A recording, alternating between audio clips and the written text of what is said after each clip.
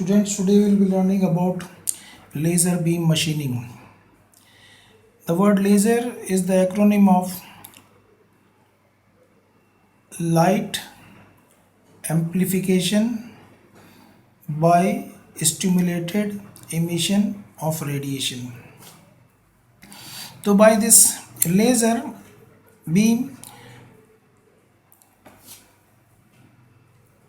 we remove the metal by focusing this laser beam with the help of an optical lens onto the workpiece and thereby creating a large quantity of heat in a very small area of the workpiece and thereby melting and vaporizing the metal, and the metal is removed in this process.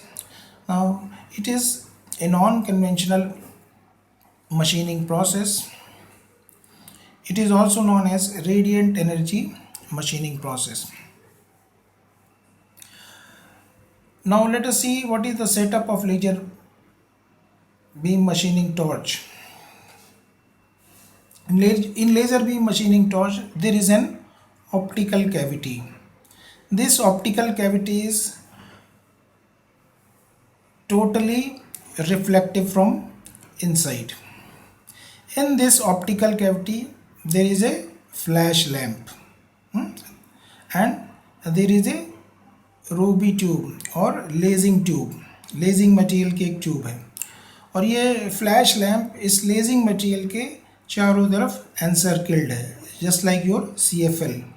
जैसे CFL के centre, CFL की तरह ये xenon flash lamp होता है, उसके बीच में ये एक ट्यूब रखी है लेजिंग मटेरियल की, और इस लेजिंग मटेरियल की ट्यूब के दोनों एंड्स पे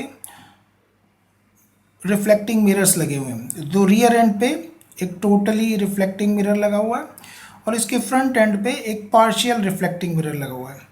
now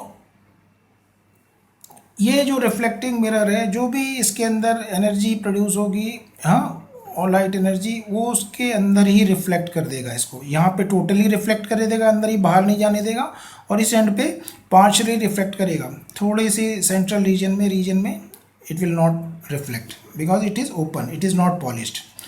Now in this setup there is a cooling system, because जब हम ये प्रोसेस इस्तेमाल करते हैं तो बहुत large amount of heat is generated, और वो हीट जनरेट होने की वजह से इस लेज़र बीम मशीनिंग सेटअप का एफिशिएंसी कम हो जाता है.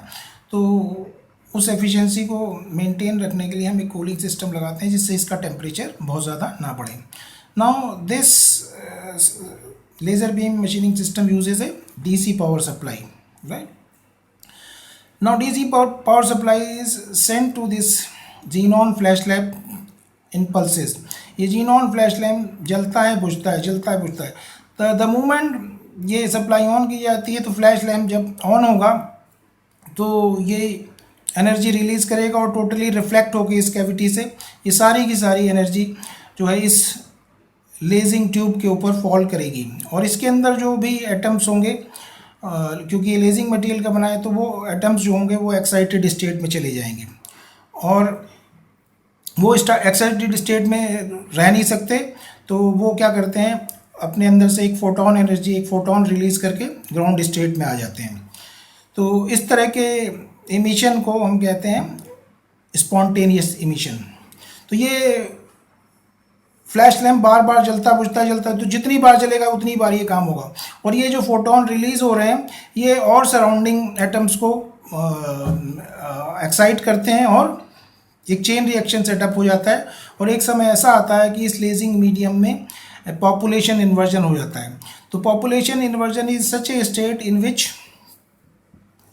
The number of atom in the lasing material which are in excited state are more than the number of atoms which are in ground state.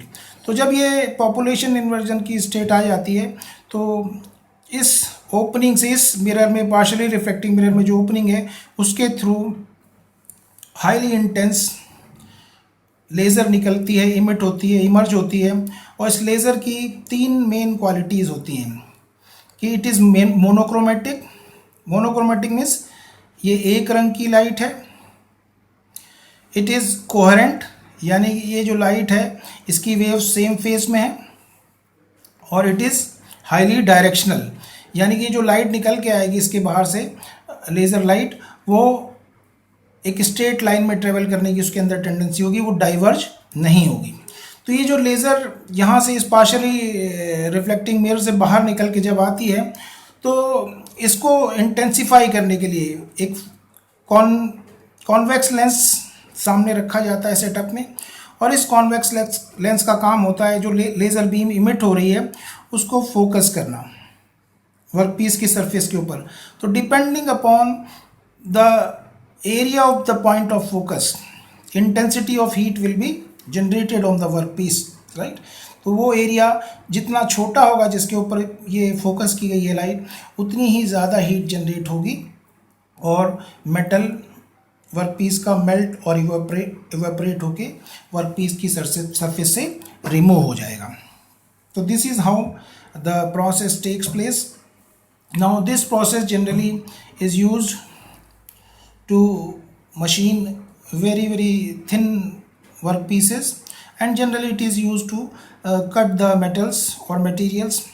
So this process is generally known as laser cutting process, and this process can be done in any medium. It can be done in air, it can be done in vacuum, it can be done in space, right?